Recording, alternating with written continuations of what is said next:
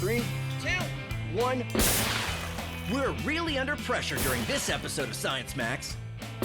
Compressing a gas till it's pressurized is how we can do this, and to a lesser degree, this. Help, I'm being crushed by all this pressure. Pressure, today on Science Max Experiments at Large. Phil to mission control. Come in, mission control. This is mission control, Phil. We read you loud and clear. Greetings, Science! Greetings, Science Maximites! Welcome to Science Max Experiments at Large. My name is Phil McCordick, and today we're gonna be building an air-powered rocket. Too difficult, you say? Nonsense, it's easy. It's not like it's rocket science. Hey, it is rocket science. Cool! Here's what you need. You need a bottle and a cork. Make sure that the cork fits nicely into the bottle, and then you need an air pump, because you can't have an air-powered rocket without air. And on this air pump, you need a pin, the special kind that you use to inflate basketballs or volleyballs or stuff like that. Now, what you want to do is push the pin through the cork. You might want an adult's help for this. Push it through until it goes through on the other side, and then make sure you get a good seal with the bottle. Now you're ready to launch your rocket with air pressure. But first, let's do a few other things. Take your cork and put it in a tripod launcher. You can make this out of pencils or anything you want, as long as it stands up nice and solidly. And then, of course, you want to decorate your bottle so it looks like a rocket. This is my rocket. Pretty good, right? So stick the bottle on the cork like before, like that. And then you stick the pin in the bottom. And what we're gonna do is we're gonna inflate the bottle with air pressure, and then it's gonna launch. Okay, here we go. You know, rocketry really isn't something you should do indoors. Come on.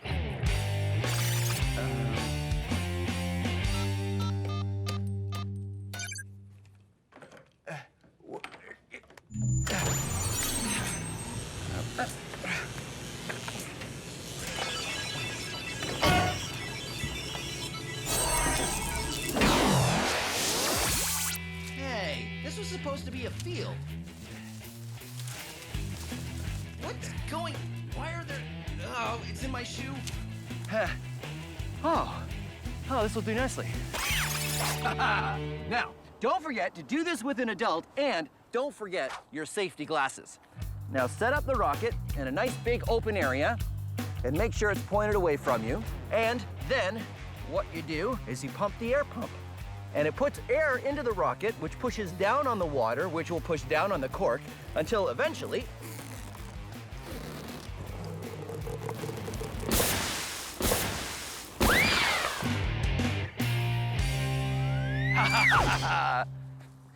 So, be Science Maximites and come up with your own rocket design. Try different amounts of water, different fins, even a different sized bottle. Try it for yourself and see if you can get one that goes higher than mine just did. How did I get in? I think it was this way.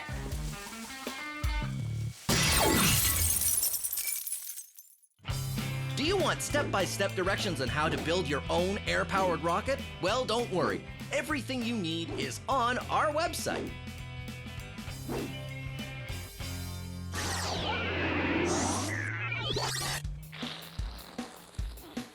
All right, now it is time to max out our air-powered rocket.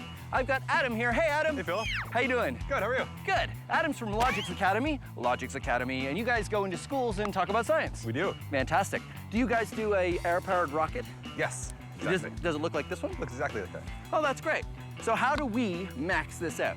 So we want to add more pressure to this bottle to try to get it to launch a little bit higher. More air. More air.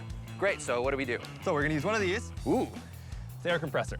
Right, which works a lot like the bike pump, right? Yeah, exactly. Cool. So we're gonna have compressed air coming from here through this tube into underneath here. Yeah. And out that nozzle there, and you're going to put your bottle on top. And out the nozzle like into that. the bottle, like that. Yep, and now we want to be able to hold it in place. So we're gonna have these little fingers here that are actually gonna work to hold it until we want to let it go. So we're gonna lock it in place. Oh yeah, look at that. Totally locked. Exactly. And then what? How do we launch Now, it? you're gonna take this cord and go a safe distance away, and we are going to pull it. And then we would pull it. Which one do you want to start with? I think we should use this one here. Okay, great. Now we put water in it, right? Yep, you're gonna put water in there. Why do we use water? So the water is gonna act to push the rocket up into the air. The compressed air in here is gonna shoot the water out the back, and the water is gonna push on the rocket and make it launch. It's just to give it a little extra push. How do I get it on there without spilling any water? So just rest it next to the Just go launcher fast? there. Yeah, just go really fast. Ooh. There you go. There we A go. little bit. Haha. And then Lock it in place. locking it in place. There's no Okay. air pressure in the hose yet, right? Not yet, no. First, we have to spool out the launch cord. So the air compressor has the compressed air in it. It's ready to go. Yep, it's all ready to go. We just need to connect the hoses. Adam, I've noticed it's snowing a little bit. Do you think that's any reason why we should stop? I don't think so. No, the science must go on. Blast shields down. Connecting hoses. When we connect the air hose, the pressure from the compressor travels down the line and into the bottle. You can see the bubbles of air going in. Those bubbles are carrying more air into the bottle, giving it more pressure. Here we go. 3, 2, 1.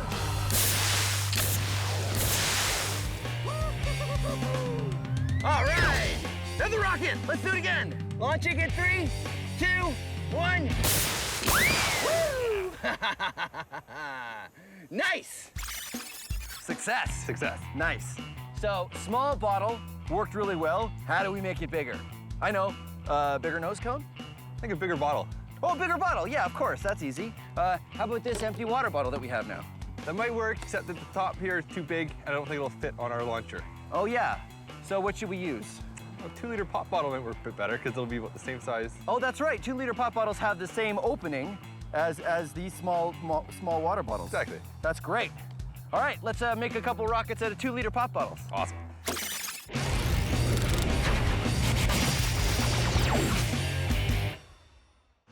Pressure happens when you squeeze something or compress it. Solids do not compress very well. I will demonstrate. Solid? Is it compressing?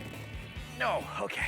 Liquids don't compress very well either. You can demonstrate this for yourself by getting a plastic water bottle and filling it right to the very top with water and putting on the cap and squeezing. You'll find that you can't really squeeze the bottle very much. But if you empty out half of the water, no, don't pour it on the floor, and then put the cap back on the bottle and try to squeeze it, you'll find that you can squeeze it a lot more. That's because gases compress much easier than solids or liquids. Here's what's going on. Say this container is, well, any container, and these magnets are air molecules. Now I'm gonna put the magnets in pole to pole so they repel each other and wanna stay a certain distance apart, just like air molecules do. There we go, a container at normal gas pressure. Now watch what happens when I add more gas molecules. They start to get squeezed together. And if I add more, the amount of space that each one gets is less and less. Now this container is under a lot of pressure. These molecules really want to escape through the top of the container, but they can't because I'm holding them down. If I took something like this plunger and I pushed them down even more, now they're really under pressure. They want to get out, but they can't because I'm holding them in. Now watch what happens when I let them go. They all pop out the top, and the container has returned to normal gas pressure. That's what happens when we put gas in a container like this one.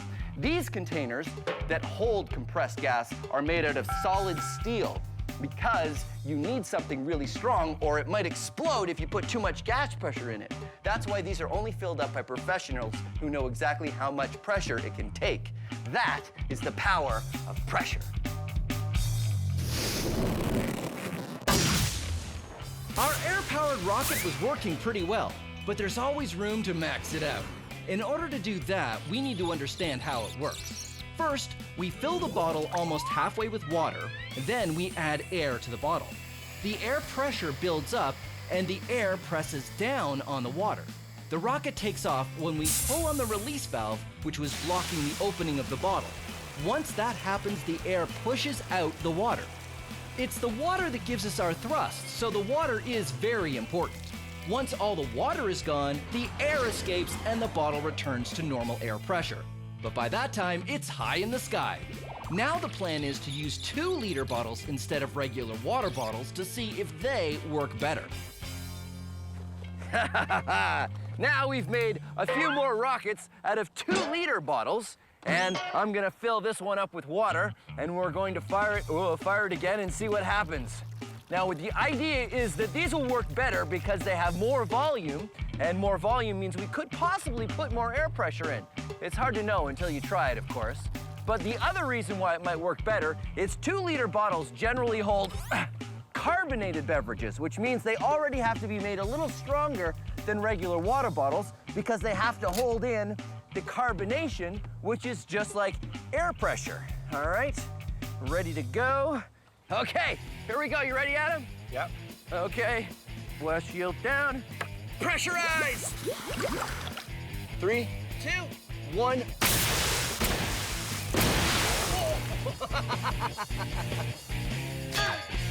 Let's do another one. And 3, 2, 1. Whoa!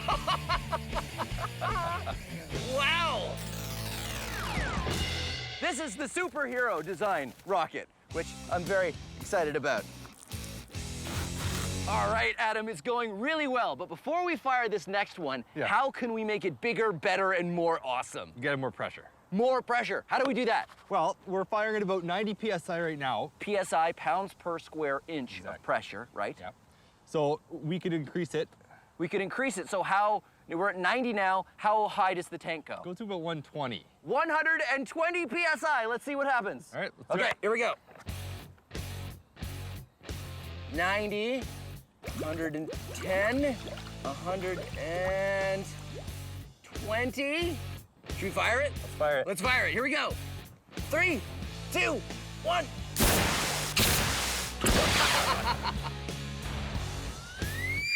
All right.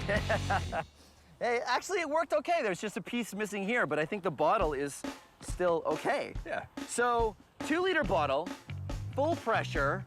I think we can still make something even better, even more maxed out. What if we used an even bigger bottle? You know the 5-liter ones that you see on a water cooler? Yeah. You think we can use one of those? Definitely. I think we could use that. We need to change the mouthpiece size Yes. to fit our launchers. Well, let's do it. Do it.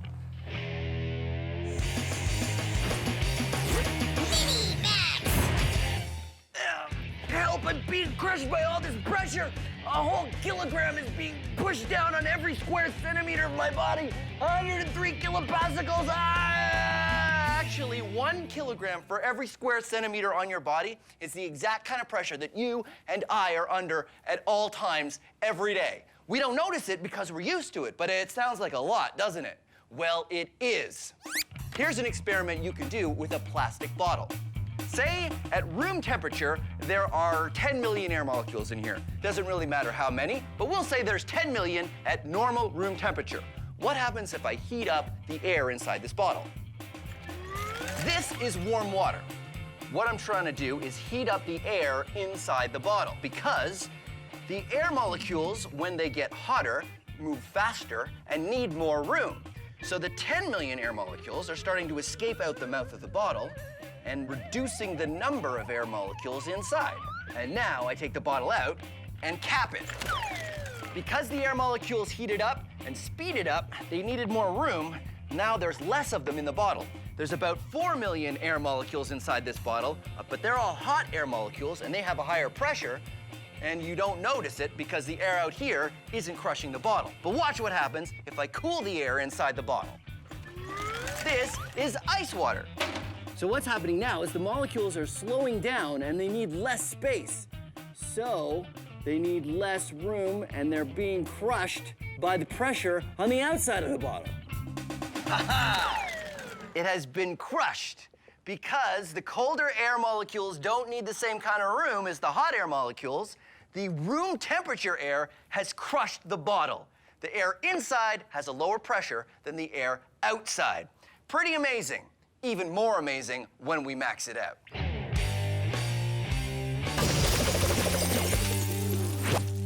This is a steel drum. What we've done is we put some water in it and we're heating it up to boiling so there's nothing but hot air inside the drum. This is an airtight cap, which we use to seal the drum. And now we cool the drum off. Hey, Trevor, give me a hand. Ready? 1, 2, 3, you lift!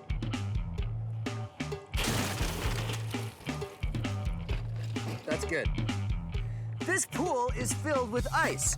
What we're doing now is cooling off the steel drum, which will cool off the air inside it. Which means, eventually, the air inside the steel drum will be a much lower pressure than the air outside the steel drum. Because this steel drum has a lot more volume than a 2-liter pop bottle, it takes a lot longer for the air to cool down. The other thing to think about is that it's a steel drum. I could stand on it and it wouldn't even dent. But sure enough, after a few minutes... Whoa! Check it out! The barrel has totally crushed. The low pressure air inside the barrel wasn't enough to withstand the force of the regular air pressure that you and I walk through every day. The air pressure all around us is enough to crush a steel drum. How cool is that? Our air-powered rockets have been working really well, but we still want to go further. Since the 2-liter bottle worked better than the water bottle, we think increasing the size again might make it more awesome. So now the plan is to switch our 2-liter bottle with a 20-liter water cooler jug and make a rocket out of that. Because the launcher nozzle, which holds the bottle in place till we're ready to launch it, isn't going to fit the opening of this bigger jug, we've decided to use the cap that came with the jug. If we screw the cap on, it'll work sort of like the cork. The air pressure will press down on the water and keep pushing against the cap until the cap has a catastrophic failure, which is a very cool way of saying that eventually the cap will break and the bottle will shoot into the sky. 20-liter water cooler jug filled with some water. This is the cap that'll work sort of like the cork. We put the air pressure in there, the cap can't take it anymore, pops off, and the thing flies, hopefully. Let's find out. Okay, that looks good. There. Let's do this. Go for pressure! Uh-oh. Uh-oh.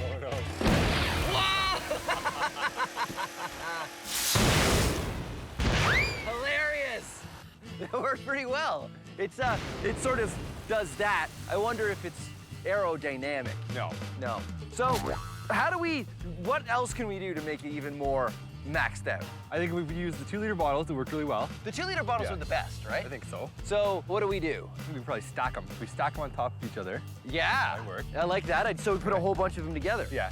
Tell you what, I'll do you one better. Why don't we use 3 stacks? Awesome. We'll use 3 stacks, 3 launchers, 3 times the thrust, and we'll make a giant rocket out of 2-liter bottle. Yeah, great idea. High fives.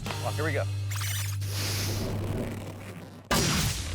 Gas molecules get further apart when you warm them up and closer together when you cool them down. So what happens if you keep cooling them down? Well, they turn into this. This is liquid nitrogen. Nitrogen makes up 78% of the air we breathe, but when you cool it down to minus 196 degrees Celsius, it turns into a liquid. It's boiling right now because at room temperature, nitrogen wants to be a gas. So the liquid nitrogen is turning into gaseous nitrogen, and all of the extra molecules are escaping through the top of the bottle. So what happens if I put a cap on the bottle? Right now, the liquid nitrogen is turning back into a gas, but because there's a cap on the bottle, the gas has nowhere to go. So the pressure is just gonna keep building and building until the plastic bottle can't contain it anymore, and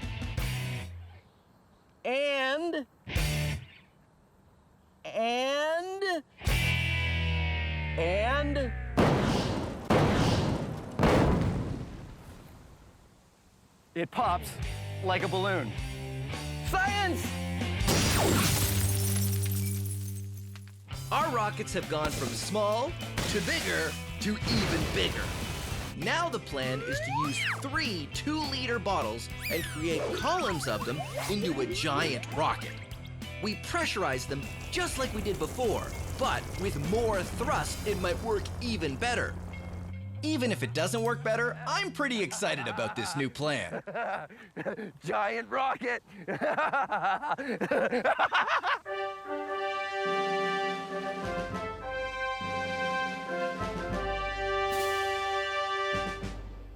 Giant rocket! You ready? I'm ready. Okay, blast shields down. Connecting hose. Dialing up pressure. Pressure is rising. It's bubbling. Bubbling. 100 PSI. Okay, stand by to fire. 3, 2, 1. Whoa! Woo!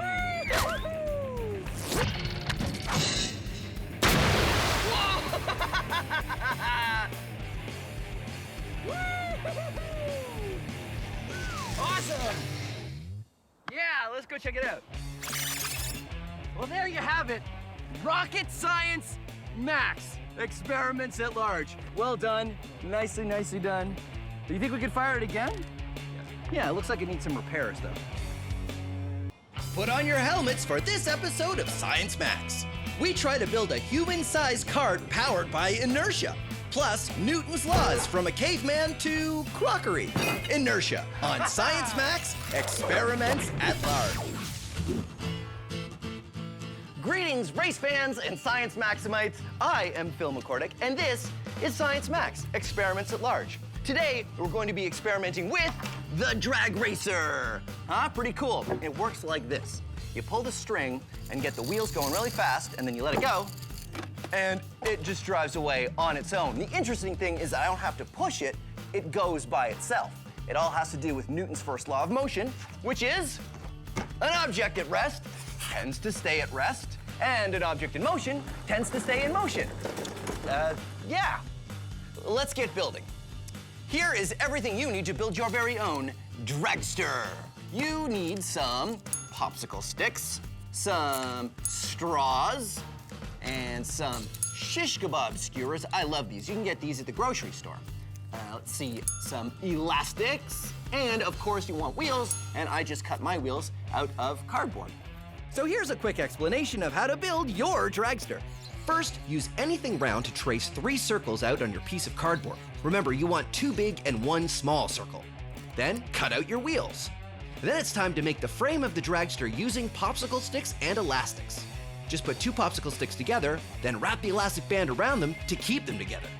First you build one side, then the other side. Then add some pieces across the middle to give it support. Remember not to put any popsicle sticks too near the ends because they'll get in the way of your wheels. Next, cut the straws into small pieces and use an elastic band to tie them to the ends of the popsicle sticks. Then it's just a matter of sticking the shish kebab skewer in a wheel, passing it through the straws, and sticking on the other wheel. Don't forget that the small wheel goes in the middle at the front. You can trim the skewers afterward by just breaking it off short. If you want step-by-step directions on exactly how to do this, you can go to our website. It's all right there. Now the last part is wrap some string around the back axle so you can pull and the wheels will spin. Let's check it out and see how it works. Didn't work that well, did it? That's because we haven't added the secret ingredient. Plasticine, the perfect secret ingredient for all of your dragster needs. And also sculpting, because that's what it's for. Remember how I said an object at rest tends to stay at rest and an object in motion tends to stay in motion? Well, the heavier something is, the more force you need to change its direction, either get it moving or make it stop. That is called inertia. It's the tendency for an object to resist a change in motion, either getting it going or making it stop. So, the heavier we make the wheels of our dragster, the more they will resist a change in motion. So what I've done is I've stretched out my plasticine, and then you roll the wheels of the dragster around in the plasticine, and this will make each wheel way heavier than just the cardboard by itself. And it will make it much better in terms of keeping the dragster going because if the wheel has more weight, it will have more inertia. Now, I have to wrap the string around the back axle, just like that, and there we go. All right, let's try it out. All right, let's give it a shot and see how it works. Pull on the string, get the wheels going real fast, and there it goes. Now, of course, this is Science Max Experiments at Large, and we are going to do it again, and we're going to do it much, much bigger. That's why I'm going to the Center for Skills Development and Training.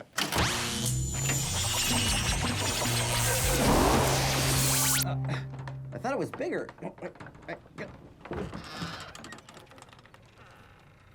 Oh, right. Hey, Chris. Hey, Phil. How you doing? Chris is from Logix Academy, and he is going to help me max out our dragster. Now, you guys at Logix Academy go into schools and build all kinds of cool stuff with the students, right? That's absolutely right. This is our dragster over here, actually. And this one has an electric motor, which is kind of fun. And these gears touch. Ooh. Wheels get going. I like that. And... Oh, all right. See, our dragster works on good old human power. You pull the string, and there it goes.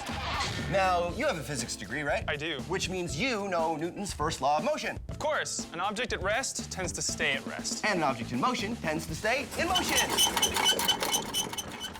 I thought it was gonna come from over there. Yeah, come on. All right, Chris, I want to make a dragster big enough that we can ride. Whoa, okay. Well, it's gonna have to be pretty big. Yeah, I think we have enough wood, though, right? Yeah, And looks like oh, look, I've got some wheels. Perfect. These are bike tires, and I filled them full of air, so they're bouncy. Check Excellent. it out. Oh, it's okay. So, yeah, we build our frame out of wood, Yeah, attach the tires on, and then find a way to get them spinning. and if the tires are spinning, Yeah. we don't actually have to push the cart because it'll just go on its own? That's the idea. The inertia should carry, in the wheels, should carry us down the track. So in this case, the object in motion is the wheels. That's right. And it wants to stay in motion, which means that when it hits the ground, it'll push the cart. And hopefully us too. And hopefully us too. All right, let's get building. Let's do it. So Chris and I get to work building the dragster. Our maxed out version is gonna look just like the popsicle stick version. A triangular frame with 2 large wheels at the back and a small one at the front. What's more, we're gonna do the same thing to get the wheels spinning. We're gonna attach a rope and give it a pull. When we drop it down, the inertia of the wheels should make the dragster take off. All right, here we have our dragster. This is nice, Chris. Yeah, it looks good. So the only thing I don't understand is what are these for? Right, so these are gonna help us lift the wheels off the ground, like this. Oh, okay. Pull it back, and what's gonna happen is we're gonna run real fast with that string, and we're gonna give it a little kick, and hopefully it'll take off. Ah, all right, I like it. So I just run backwards as fast as I can. Fast as you can. All right, here we go. Ready? Yep, ready? Okay, safety glasses on. And, oh, wait, did you want to sit on it, or? Oh, right.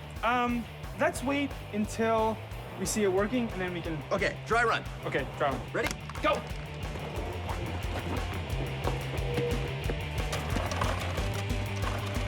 Run, Phil. And go!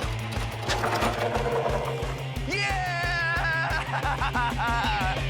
So here's what happened. Remember, the cart has no power of its own. It was able to drive away from a stop using the inertia it got from its spinning wheels, and a little bit from Chris's kick. That worked pretty well. That was awesome. Yeah. I think we can make it go even better. You think so? I just think we need a bit more speed. Yeah. All right, well, let's pull it back to the start. Okay. So what, the wheels weren't going fast enough? Yeah, I think so. I think that you running, was great, but maybe if we use something motorized. Well, I think using a motor feels like cheating. No, not on the wheels. Maybe, Oh, just to get the wheels spinning fast? Yes, that's right. But I don't know how that would work. Well, I was thinking a power drill. A power drill. Yeah. I don't get it. Okay. How do we use a drill? Let me explain. So we'll take a drill. Right. And we'll attach it right under this axle here. And that'll get the wheel spinning a lot faster than we had it before. Oh, I see. So you put the drill right here at the end, and That's right. it'll spin the wheel. That's right. Huh. That's the idea anyway. And once we get it up to speed, hopefully a lot faster than before, give it a kick, it should go a lot farther. Okay, great. So that's way better than me running all the way back with the rope. I think so. All right. Now here's the real question. Should we just go for it and have someone ride it when we do it with the drill? Well, who gets to ride it? Oh, rock, paper, scissors. Okay. Let's go. 1, 2, 3. Oh, Yes. all right. I will get a drill. Okay. What kind of bit do we need? Hex bit.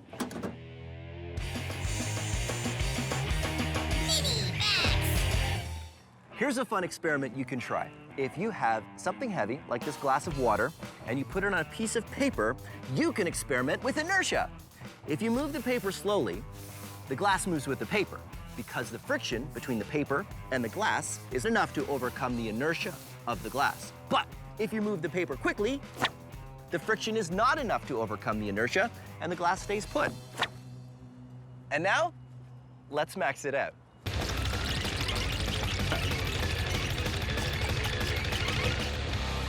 Okay, let's do it. All right, now you might be tempted to try this at home, and you can, but please, for me, promise that you'll let an adult know you're about to do this. And don't use breakable plates. Use plastic plates, because this will take a couple times of practicing before you get it right. Put something on the plastic plates, because the heavier they are, the better it will work. All right. Did I mention not to do this at home unless an adult knows you're doing it? I cannot stress that enough. Okay, deal? All right, deal. Here we go.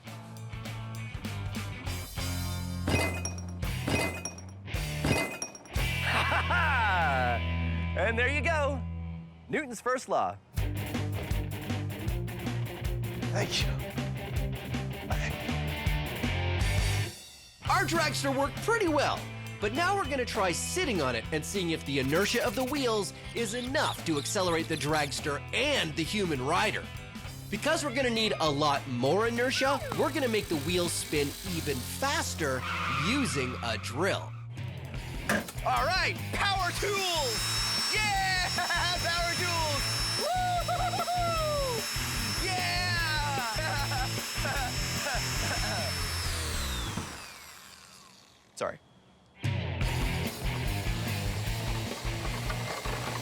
When I attach the drill to the wheel, it works really well. Yeah, that is really gonna work.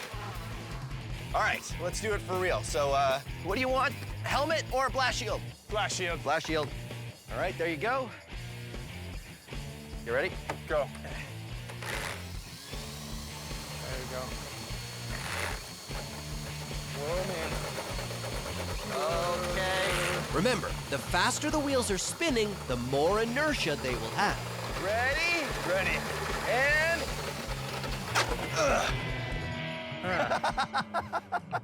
Well, What happened? so you went a foot. 1 foot. So why didn't that work nearly as well as the last time we did it? Well, I think my extra weight caused a bit of the problem. Yeah. So the inertia wasn't able to carry us forward. But the whole point of this is so that someone can ride the dragster, because why build it if we can't ride it? That's exactly right. I think if we're gonna have someone ride it, we need heavier wheels. Well, on the small one we use plasticine. Yeah. I don't know if that's what we should use. What if we used car tires? Car tires. Oh, what, on this? No, I think we're gonna have to build something bigger. So so we build a whole new frame. Yep. What if we got like the axle of like the back axle of a car or something? It's a great The idea. back axle of a car, and then what we use the drill I don't think the drill's gonna be enough. to move the. Why? You don't think it's gonna be enough to move the back axle of a car? Yeah, it's too big. So what do we do? Well, what's good at moving the back axle of a car? Well, I mean a car, but we would have to take it off the car. So We could use another car. we could use another. We could use another car. You could use another car. You'll have to explain how that works. Okay. Let's go get the stuff, and you can tell me how we're gonna use. So how do we use another car to make the first car go? Okay, I'm thinking we jack one car up, Yeah. back our big dragster. Newton's laws in 60 seconds. Isaac Newton was a super genius, and among the many things he did was come up with 3 laws of motion that describe how everything moves or doesn't move. I will demonstrate using myself. Newton's first law: an object at rest tends to stay at rest. An object in motion tends to stay in motion. Newton's third law is for every action, there is an equal and opposite reaction. These sandbags weigh as much as I do. So when I push them forward, I go backward the same distance. Now, Newton's second law is F equals ma. Force equals mass times acceleration. How hard you push something is equal to its mass or its weight times its acceleration, or how much you change its speed. I know, that one's a little bit more complicated, so we're gonna have a whole other segment describing that one coming up. Meantime, let's recap. Newton's first law, object at rest tends to stay at rest, object in motion tends to stay in motion. Newton's third law, for every action there's an equal and opposite reaction. Newton's second, Newton's 3 laws of motion. Now how do I get down? How do I get, oh wait, I know. Oh no, that was not a good idea. That was, Now it's time for Science So Simple, a caveman could do it. This is a caveman. This is a door. It is a well-known scientific fact that cavemen do not know how to open doors.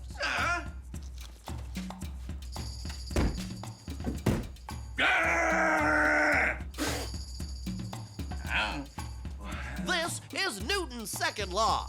Force equals mass times acceleration. Our caveman thinks he can open the door if he uses force. Well, what if he was to walk briskly into the door? Then the force that he will hit the door with will be equal to his mass, or how much he weighs, times his acceleration, which will be walking speed to 0. It didn't work, did it? no. Looks like we need more force. If we want to increase the force, we need to increase the mass, increase the acceleration, or both. A rock. That's perfect. If the caveman holds the rock, he has a greater mass. Now we just need to increase the acceleration, which means going faster. Let's try running. Go on. A little further. That's good. Now the caveman is going to run at the door. To get more force, we've increased the mass to a caveman plus a rock. And we've increased the acceleration to go from running speed to 0.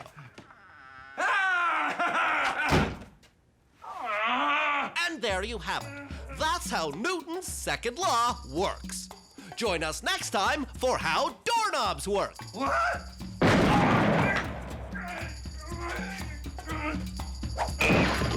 Our inertia-powered dragster just wasn't maxed out enough. So Chris and I built a second dragster, the Dragster Mark II. This one is a welded metal frame, and instead of bike tires, we're using car tires because they're much heavier than bike tires. And to get the tires spinning fast enough, we're going to use a car. That's right. We jack up an actual car and have the tires touch each other. Then we can get those heavy tires spinning fast enough to get enough inertia to get me going from nothing. The Science Max build team pulled out all the stops on this one. Just like the smaller version, the dragster has to be up on jacks so the wheels don't touch the ground as they get spun up. The wheels of the dragster touch the wheels of this working car, which is also jacked up. That's how we're gonna get them spinning fast enough. Chris is over there. He's got a rope, just like I'm gonna have a rope. And when we're ready, we're going to run forward and pull it off the jacks, and our dragster will go. We hope, right? That's the plan, right? Yep. All right. I think it's gonna work. I think we should do it. Ready, Chris? Ready. You ready, Paul? Ready. Fire it up. Go, go, go. Faster, faster, faster. Keep Faster, going. faster. Keep going. All right, Chris. After 3, right? 1, 2, 3, go. Nice. It's pretty good. Yeah, that worked. All right, are we ready for me to be in it? I think so. All right, we're gonna do it.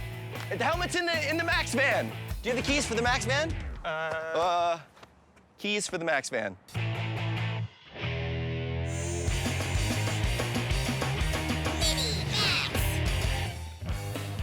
Here's another small experiment you can do with inertia.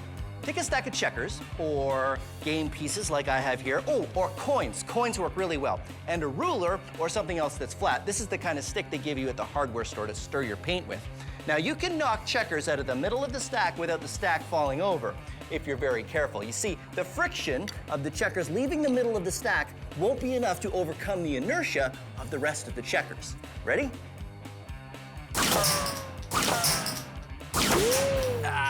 Now, let's max it out. Oh, I have these pizza boxes, and they should work the same way.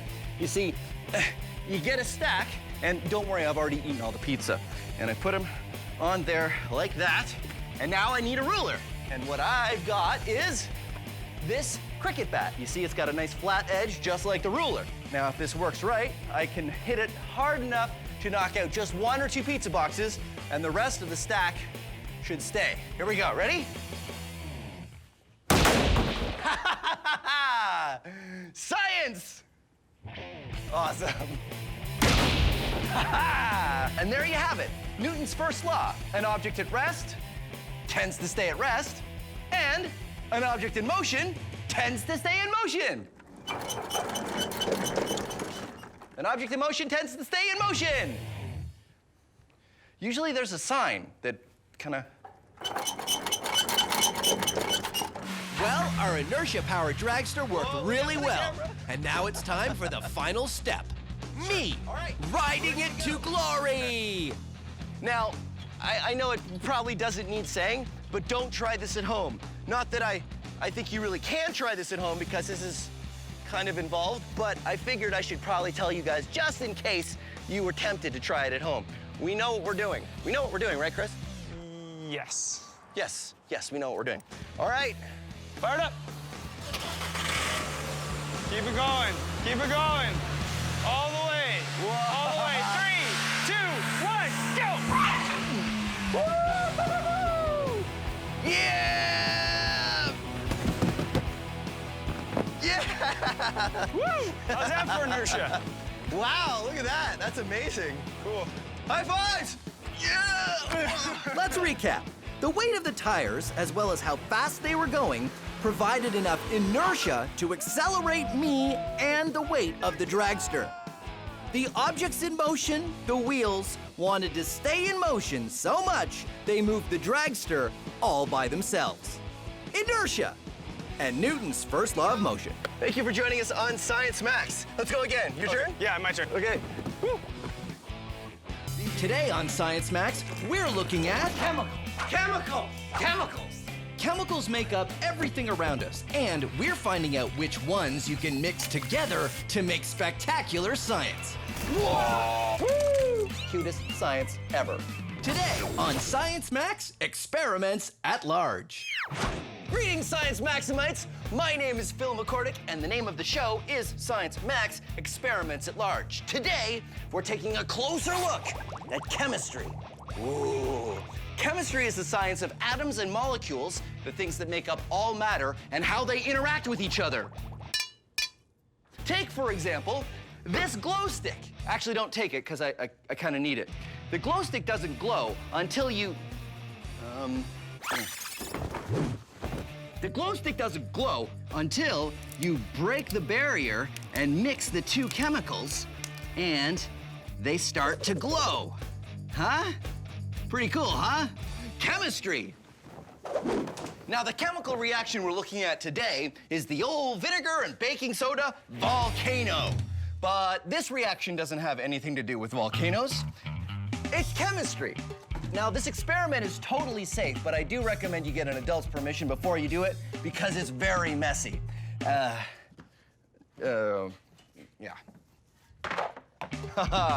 First, you're gonna want baking soda and vinegar. These are your two main ingredients, but you'll also want dish soap and red food coloring if you want it to look a little bit more like lava.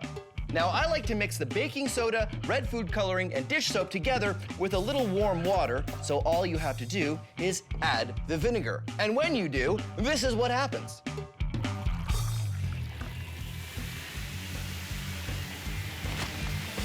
And there you go, chemical reaction. Now, I know what you're thinking. You're thinking, Phil, how much vinegar or baking soda do I use? Well, I'm not gonna tell you. This is where you can be Science Maximites. Try different amounts. More vinegar, more baking soda, more dish soap. Who knows? Write down the amounts each time you use it and find out what amounts work best. That's called science. And that's what we're gonna be looking at today. Chemistry in all its forms. And of course, because it is Science Max, experiments at large, we're going to max out the vinegar and baking soda volcano. So I'm off to the Center for Skills Development and Training. Come on.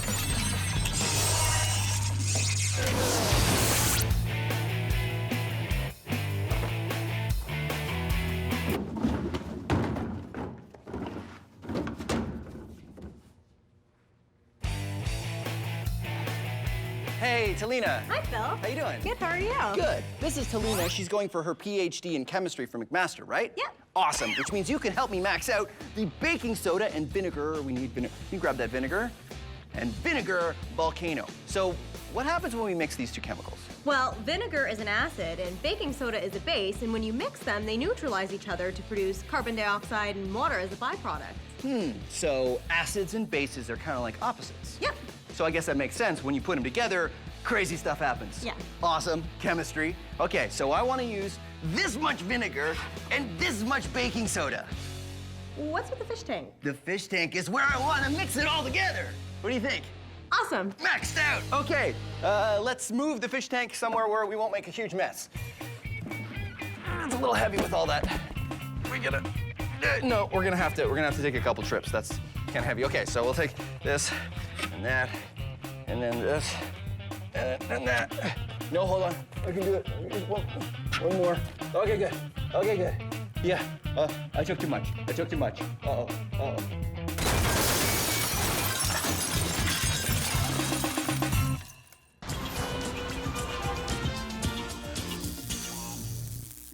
That's good, Ramona. Put it in the background. Put the sign in the background.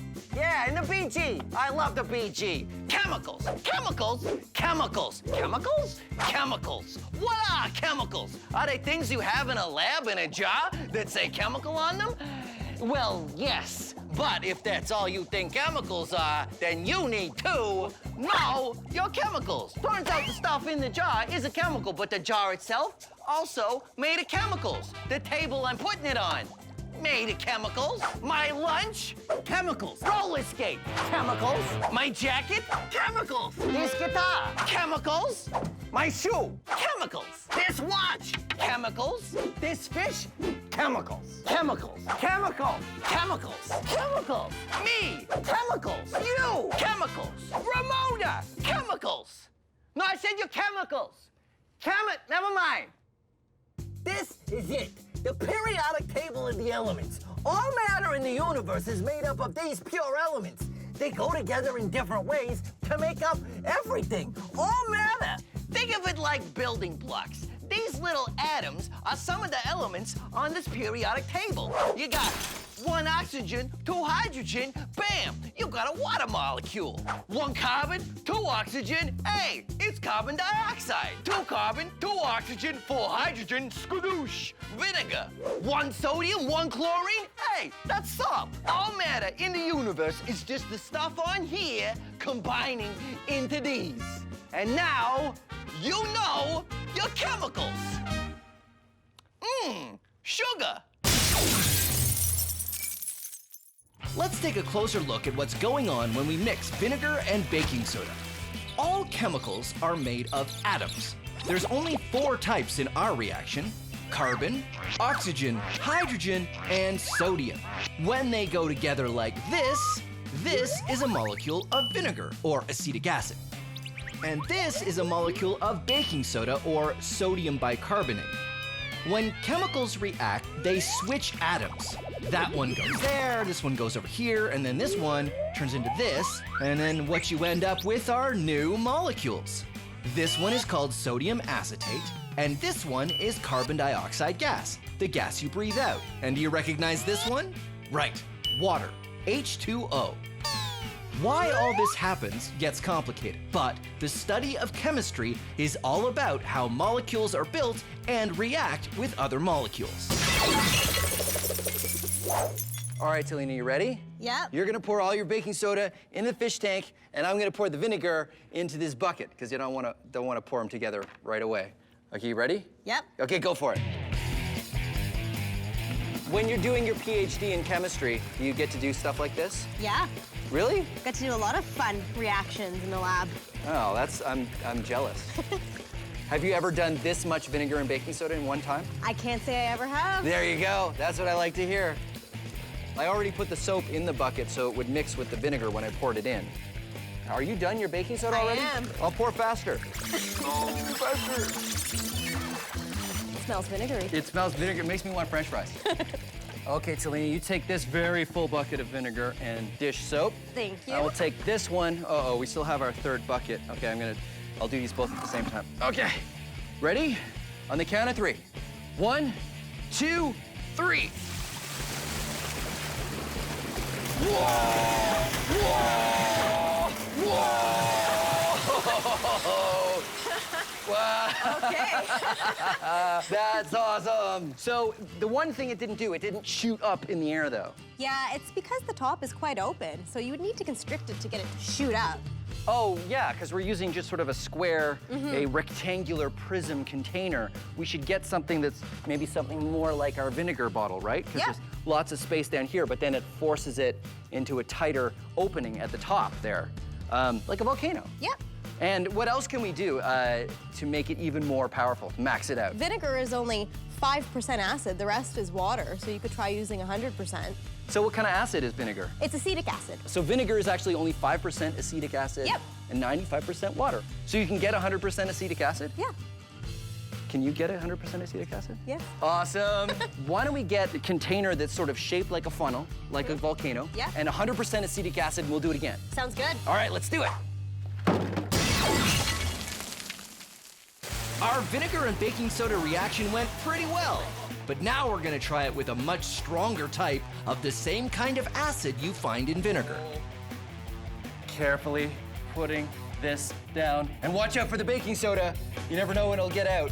And, well, I guess that's just baking soda, huh? Yeah, that's pretty safe. Yeah, okay, good. So this is baking soda vinegar volcano version 2. We have this differently shaped glass. What do you call this again? That's an Erlenmeyer flask. Why is it called that? It's actually named after a scientist. Did he look like that? Was he sort of shaped like this? No. No? Was he just a good chemist? Good scientist, and I think he designed the glass. Oh, see, there you go. So if you want to have a glass named after you, be a good chemist and design a glass. I want to make a fill beaker. So this is 100% acetic acid. Yep. And what's the difference between this and vinegar? Vinegar has 5% of this and 95% water. But this is 100%, so it's much stronger. Much stronger. Can you put this on your French fries? No, I wouldn't be putting it on your French fries. No? As chemicals go, how dangerous is this? It's not too dangerous, but you definitely don't want to be breathing it in, and you don't want to be eating it. Or getting it on your skin. That's why I'm wearing these fancy pantsy gloves. So what I'm gonna do is I'm gonna pour the acetic acid in this. What's this called? That is a graduated cylinder. Because it finished school. So it graduated. Now you're gonna mix water and food coloring and soap all together. Yep. And pour it into there? It'll help dissolve some of the baking soda, so hopefully it'll react better with the acid. Sounds good. Face protection. Oh.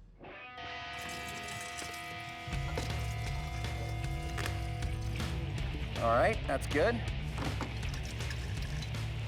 And now, when we do it, I want to add the funnel at the end to like accentuate the concentration of, but I don't know if it's gonna go so fast that I won't be able to get it in there, but we'll try it. Try it. Vinegar baking soda volcano version 2.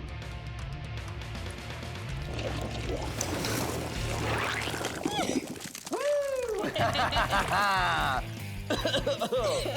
Good thing you got the mask. It smells a lot like vinegar. It's really strong. Oh.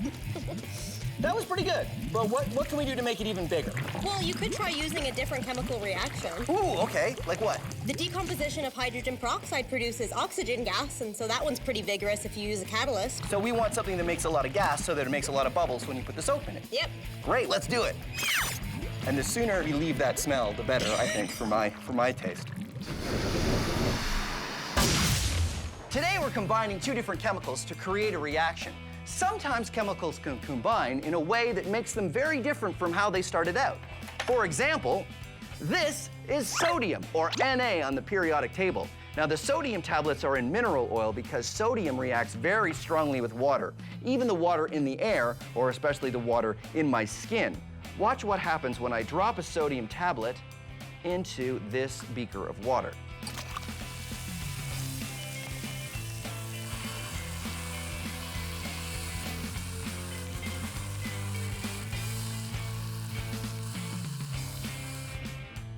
very cool, and very dangerous.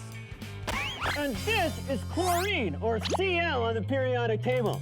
Chlorine gas is very poisonous. So, So, what happens if we combine these two deadly substances? Do we create some sort of super poison? Something more deadly than anything else known to science that causes fear and chaos in chemistry labs all over the land? No, we create salt. Good old normal table salt. These two substances combine to make NaCl, salt. Something completely and totally safe. Chemistry.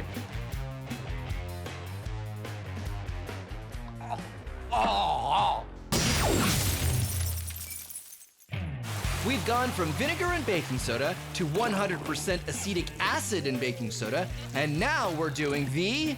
Vinegar and baking soda volcano version 3. No longer vinegar and baking soda. Nope. What are we using this time? So here we have some hydrogen peroxide. Oh, that's the stuff you use at home to put on a cut, right? Yeah, but the stuff at home is only 3%. This one's 30. So much stronger, Much- 10 times stronger. Yes. And is this more dangerous? It's definitely corrosive, so wear your gloves. Corrosive means it could eat your skin, It can burn your skin a little which bit. is why we're wearing gloves and blast shield. What's gonna mix with this? So here we have some potassium iodide, which is a salt, and it's mixed in with some water. The most important part of this reaction is the fact that it creates gas. Oxygen which gas? makes bubbles when you put in dish soap, right? Yep. So one big squirt of dish soap like that. Mix it up. Now we go over to the blast zone. That's plenty. All right.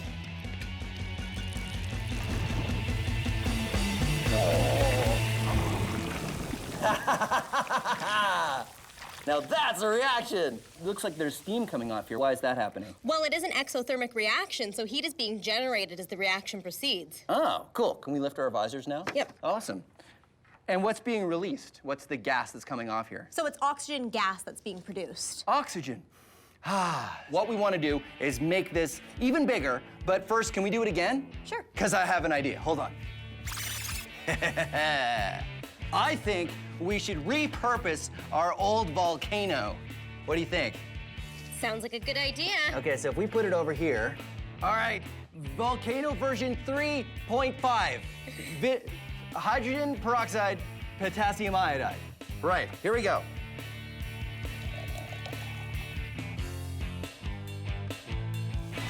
Whoa! Looks like lava. Whoa! Look at that. Now that is a big volcano eruption. Just covered the town. That is completely, yes. That town is gonna be very clean because it's all soap bubbles. It's the cleanest volcano this side of Science Maxville. So I still think we can do this bigger, though, right? I agree. Oh, I know.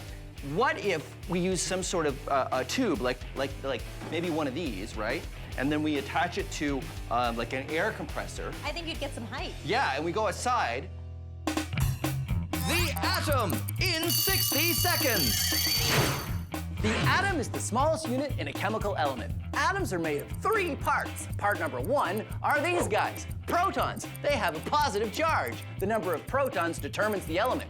1 is hydrogen, 2 is helium, 3 is lithium, and so on. The protons sit in the middle here, which is called the nucleus. They sit in here with part number 2, these guys. They're neutrons and they have a neutral charge. Now I've got 8 protons and 8 neutrons in this nucleus, making this an atom of oxygen. Orbiting around the nucleus are these tiny guys. They're electrons and they have a negative charge. I will demonstrate using kittens. Kittens are perfect because just like electrons, kittens are really small. And just like electrons, kittens move around randomly. You never know where they're going to be, but an oxygen atom should have 8 kittens, or electrons, somewhere inside. These kittens are constantly escaping, but guess what? That happens with electrons too. There you go, the atom, a nucleus of protons and neutrons surrounded by randomly moving electrons. Cutest science ever. How do you guys feel? Did you learn something? Huh? Pause up. Who learned something?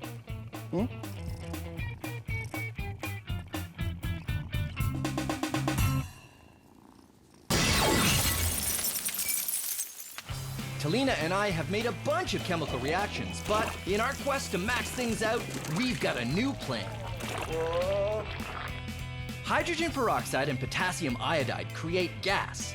One way to max out the reaction is to contain the gas in something like a tube. We're gonna put the hydrogen peroxide in the tube first. Then we're gonna put in the potassium iodide in the top through a one-way valve. Then we're gonna pressurize the container.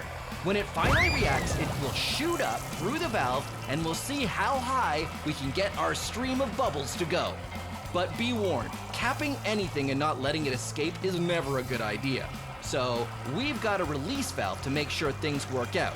This is one of those experiments that's definitely on the list of don't try this at home. Vinegar baking soda volcano version 4, hydrogen peroxide, potassium iodide. And what we're gonna do this time is we're gonna put it in this tube. Hydrogen peroxide goes in here. And we've got, Talina, do you have the potassium iodide in syringes? Yep, 2 syringes full. 2 syringes full. About there is good. And then soap. Good amount of soap in there. And so what we're gonna do is we're gonna close this off and tighten it up. And then we're gonna pressurize the whole system. And then we're gonna add the potassium iodide.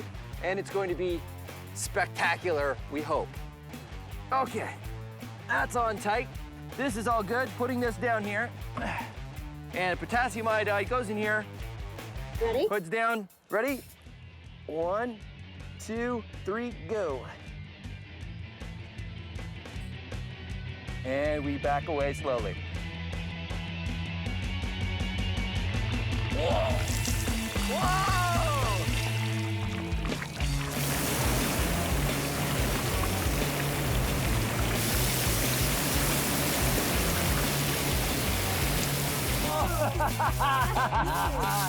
Yeah, that's what I'm talking about. Okay, let's check it out. Woo!